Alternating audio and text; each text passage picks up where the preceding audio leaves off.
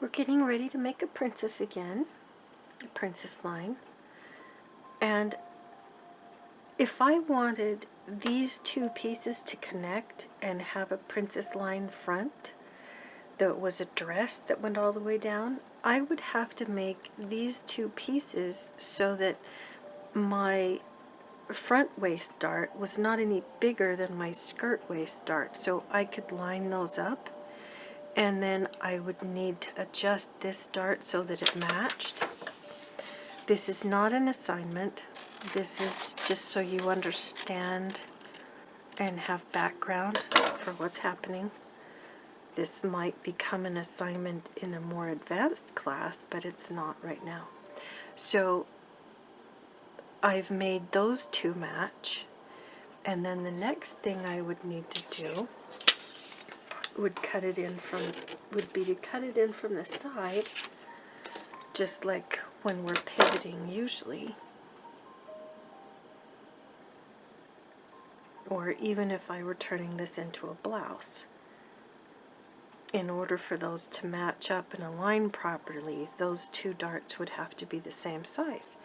So I would just rotate that one together and finish them so that this dart opening was the same.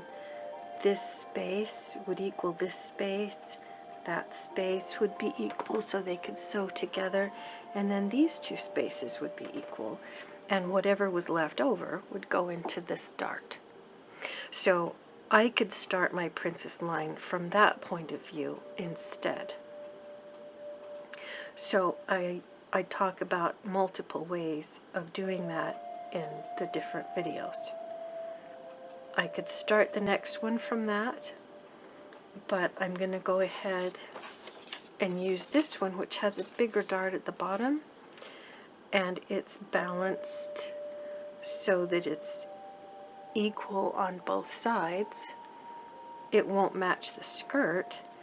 When I make a blouse out of this, I'll have to come back to this concept, but we're just doing the bodice princess right now. So you can go ahead and use the two darted front sloper that's already been passed out.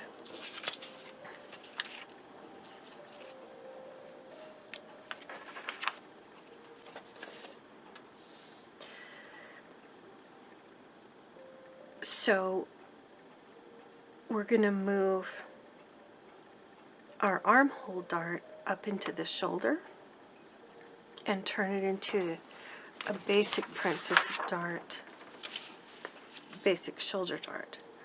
So if you haven't done your two dart that goes into the shoulder, we'll be starting with that, and you can finish it either way. So I'm going to trace off my front waist dart right where it is, and then come around to the armhole corner. And I know I want to move that, so I've marked that little corner, and I want to put this in the middle, so I'm marking both the sloper pattern and the paper that it's going to with that center dart marking right there. And then I'm going to continue around to the center front because this area is not going to move. So the new dart opening all the way around to the dart opening that's closing. And if you're more comfortable with slash and spread, just trace the whole thing on and slash this one and slash that one and just move this over and close it. So I'm going to put my pencil there and rotate that dart closed exactly.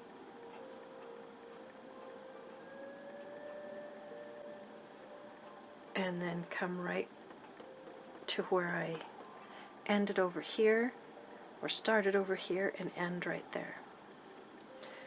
I also need to make sure that the bust point is marked exactly, and it's right there. So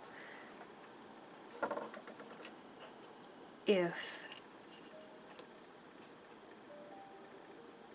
you haven't done the 2-darted one that goes into the shoulder, instead of turning this into a princess line, 1 3/8 happen 3/16.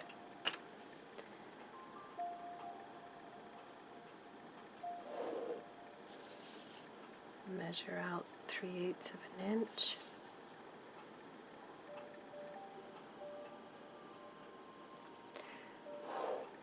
So at this point right here,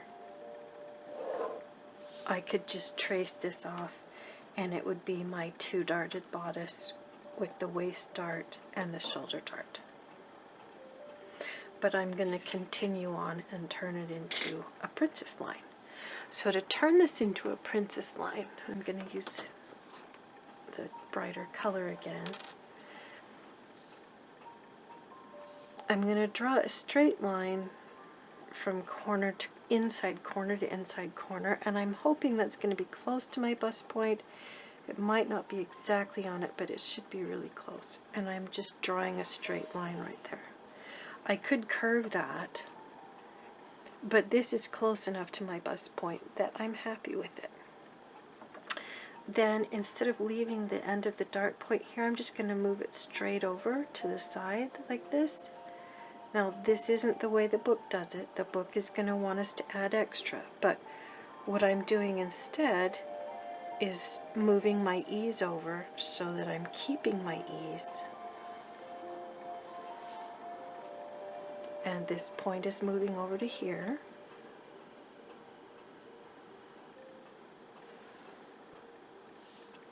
So that's where my princess line is going to be. I haven't gotten rid of any ease. I've left it all there. And then this is the line that I'm going to use for my center front. And I'll just use my curve and connect this line with that line without crossing over the center line. So any ease that I had is still there, which means that I don't have to slash this and spread it open. And I can cut these two apart and throw away that dart and that dart, and I'll add seam allowance instead and sew them together, and the darting will be created by the absence of fabric in between. So I'm going to cut those apart, and I'm going to get the book out and we'll look at the page in the book.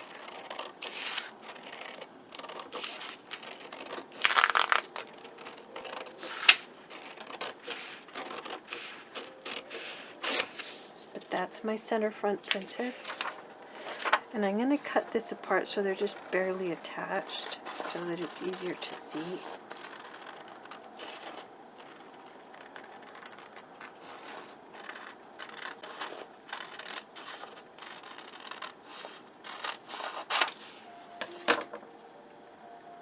That's my garbage, and this is my side front, and the bust point has moved over less than 1/8 of an inch, and I still have my ease.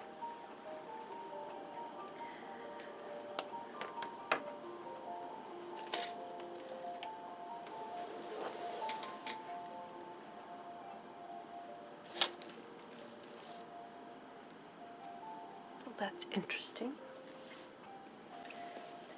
You know what your book page is like, but I just went through my book and got the pages all back in order. This one is a book by the faculty at FIT in New York, and it's the one for their beginning pattern making class. It's more simplified than the one we're using right now. And if you look at the way they do princess lines, it's the same way that I just explained it. This is I like this book better for that, and they just scooted the line over and went ahead and curved that. And they don't talk about not moving the E's the same way, but that's what the pictures show. And then this one is Flat Pattern Nora MacDonald. And this book is a little bit different too. It might be more simplified. It doesn't have as much information as the book that we use.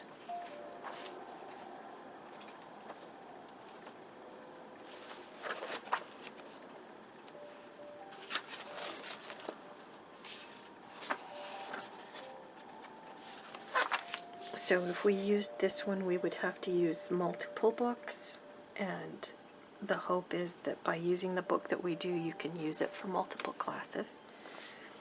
But this is a good reference book, and it explains it that same way.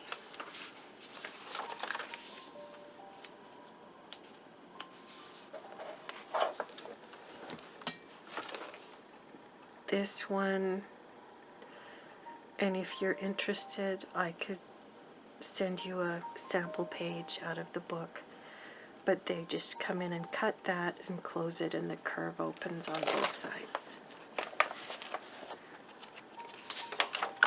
So the book we use is the only one I know of that does that weird little slash and spread it open that makes it more difficult to sew.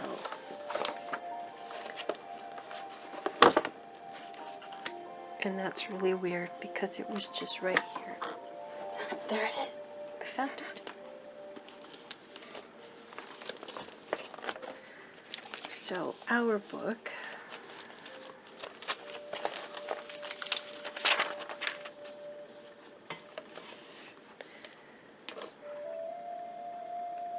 the thing I like about this one is that it talks about contouring. So this book has you use the dart on the side and close it, but also open it a little bit so it slashes right here, and you end up getting this vertical extra ease that you can't blend in as well without having it pucker. So having tried a lot of princess lines on a lot of people, I don't use this page out of this book. You are welcome to. It won't negatively affect your grade.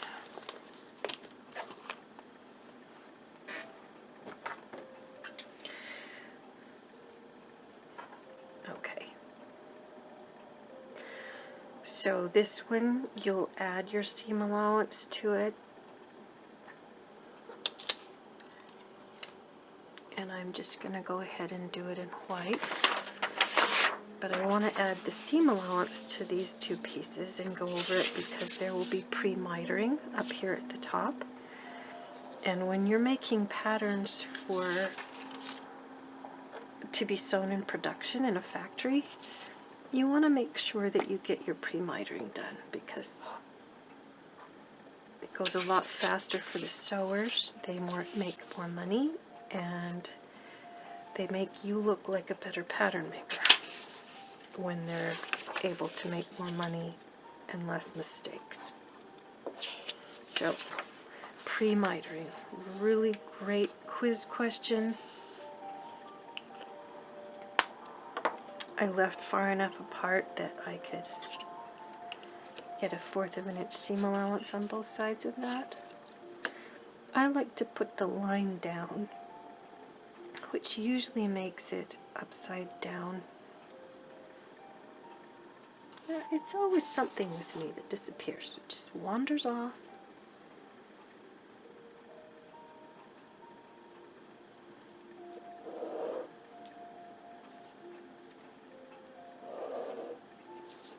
So parallel line, another parallel line.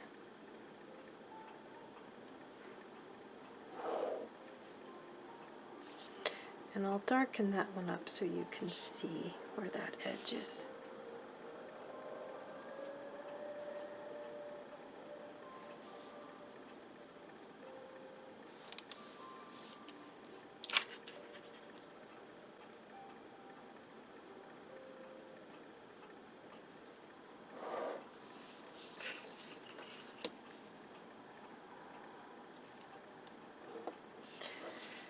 And for a princess line, you'll add your seam allowance all the way around the piece, and you won't have to worry about any dart flaps.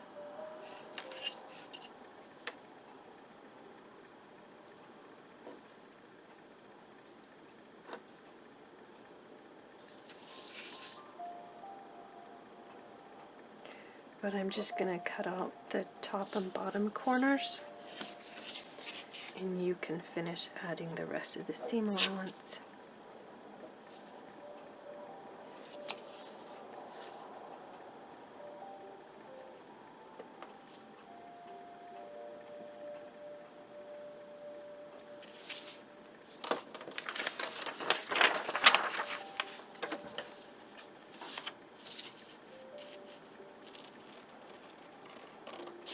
And I'm cutting the line off.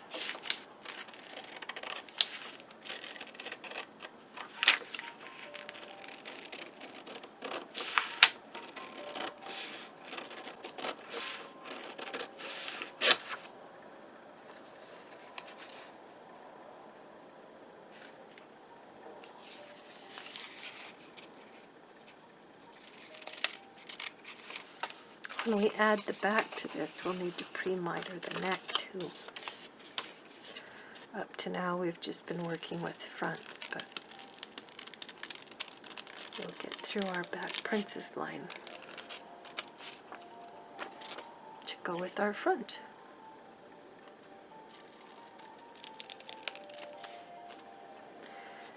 And you'll do a front shoulder princess line and a front armhole and a front neck, and then just a basic back. And then maybe we'll do some fun ones too.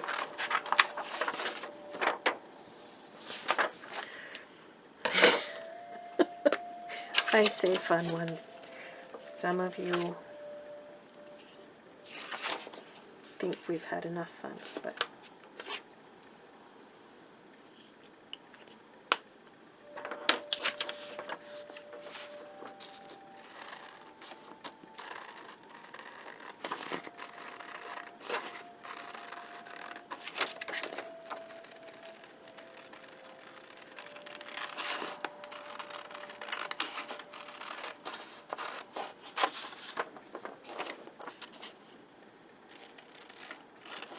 I'm leaving enough space for seam allowance when I cut that off, just because it's going to be easier without the extra paper.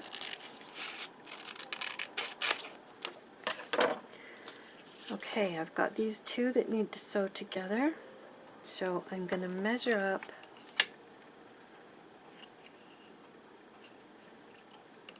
I like 3 inches on these, maybe 3 1/4.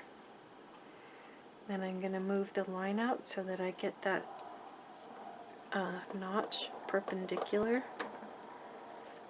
to the stitching line. And I'll put one exactly in the same place on the other side. And I'm measuring up 3 inches, neighborhood of 3 inches on both sides here.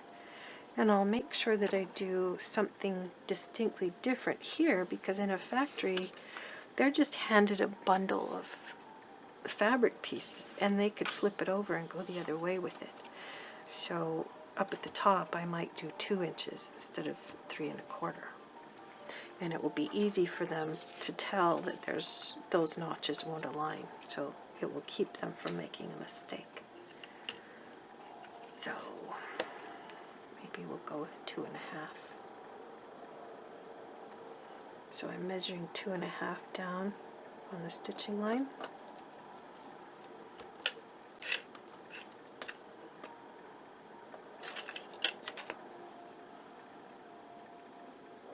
And I probably should have checked to make sure my shoulder was straight before I did that.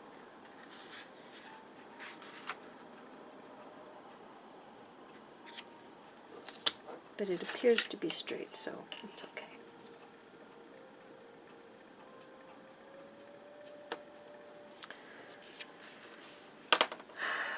Alright, so I'm going to trim this notch and just make a tiny little clip out of it. And I'll do that with both of them.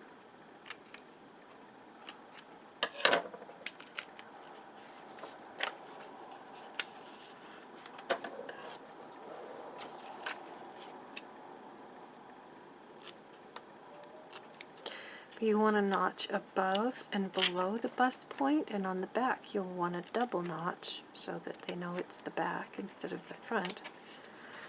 But you want it above and below the bust point so that the ease on this side sews into that section.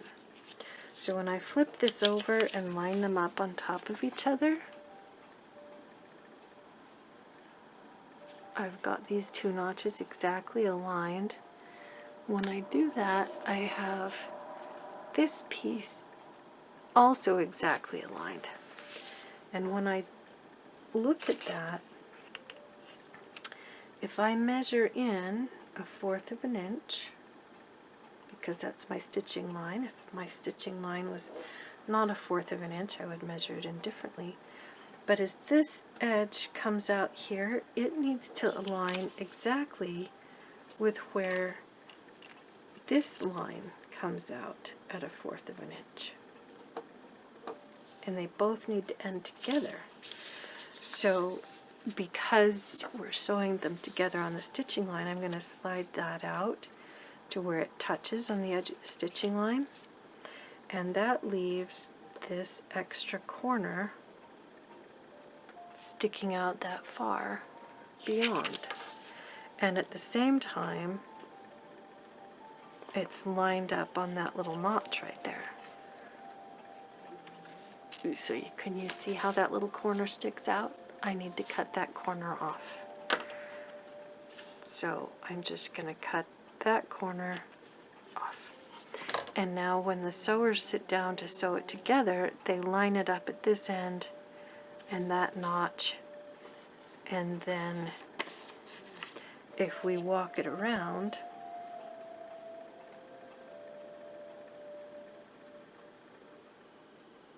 looks like I got that one a little bit off.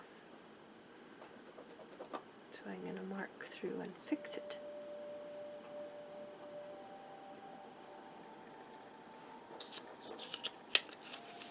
This is called walking, where you make the pieces match on the stitching line, not on the outer edge, because if we were to measure the outer edge, they would not match. No, that one's off too. But it's in the right place on the other end, so we'll just fix this. So if I were to measure this line and compare it to this line, this one would be a lot longer because of the curve. But when I line them up on the stitching line and walk it around, so I will hold on to it, make sure that it's lined up in the right place, and then as it starts to curve, I rotate it until it touches the curve again, and then I put my pencil back there until it touches again. So I'm always lining it up where the stitching line is matching, not necessarily where the outer edge is matching. But when I get to this end and these two stitching lines come together, then I want to cut that off so that the sewer knows to sew it there. If I, let's see if I can zoom in.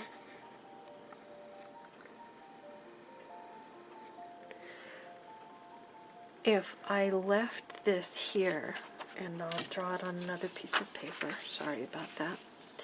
If I left this right here so that it was sitting like that, and I lined this up with the end of the paper like this, and then I folded it over. I'll just put a little dot where that would go. Then it would end up lining up this way, and these no longer would align. Those two don't line up properly because sewers have a tendency to line up the outer edge instead of the inner edge. And by cutting the line off right here, it forces them to line it up in the right place so that when it sews together, this is one nice smooth line instead of accidentally coming out here like this. That's why when you buy, well, when you go to the store to try on clothes, if they've had to be creative, you'll get one shirt of the same size that will fit better than another shirt of the same size because one sewer trims, another sewer has to compensate. So pre-mitering is your best friend.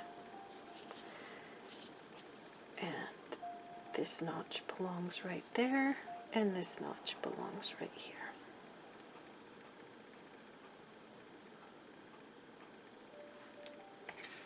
All right.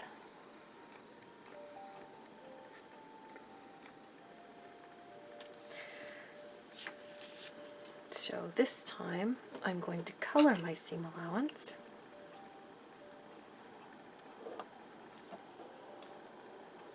Either way is fine. It won't negatively affect your grade. What will affect your grade is whether your seam allowance is the same 1/4 of an inch all the way around. Some people, when I measure their seam allowance, this seam allowance is a 1/4 of an inch, but their 1/4 of an inch over here might be a little different. I'm not sure how that happens, but it happens often. So please be meticulous with having the same 1/4 of an inch all the way around. Every seam that sews to another seam needs to have the same seam allowance on the two that are being sewn together.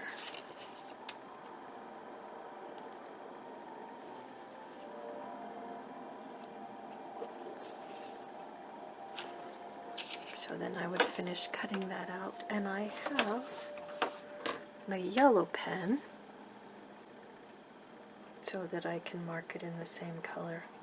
And as we get toward the end of the semester, as long as I can tell that your seam allowance is on there because you've got the outline, I have never seen colored seam allowance at work either.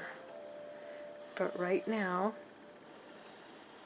hopefully this is helping you remember where the seam allowance is and not forget to put it on. But having a nice smooth line is really important.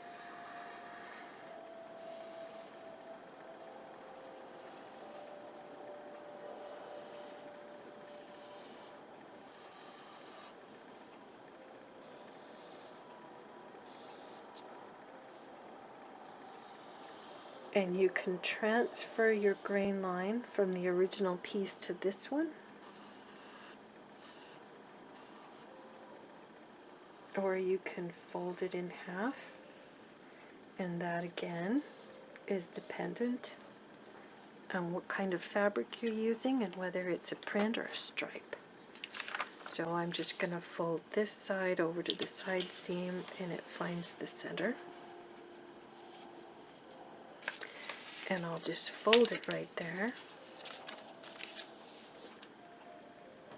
And I'll put my grain line down the middle of the fold. And if I were using stripes, I would come back to this one because I balanced this dart for a stripe. And then I would want to copy my position here and make This is such a nice new ruler that it's hard to pick up. I would want to make it parallel to the center front in the way it was originally sitting.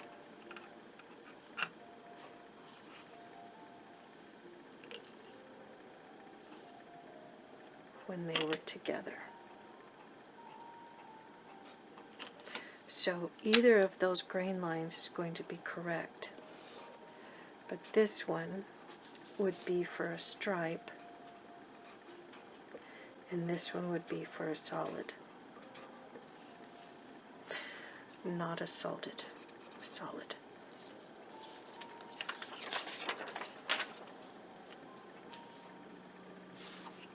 And remember to put your markings on there because this is on the center front again.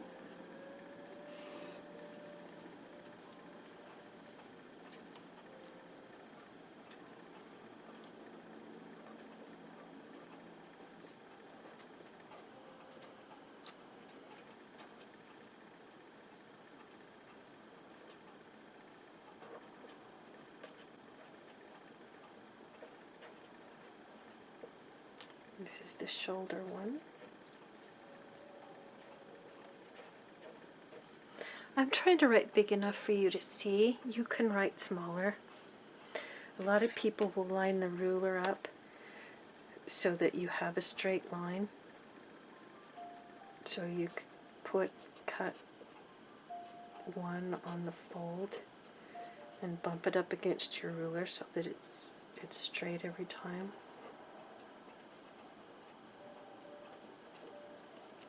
And that looks a lot nicer than the way I wrote it. And this would be your side front with the same information.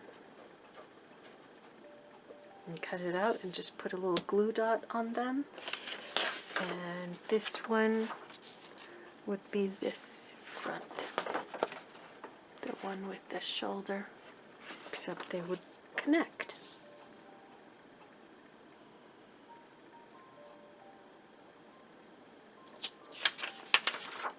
So we'll do the curved one, and it's off the page.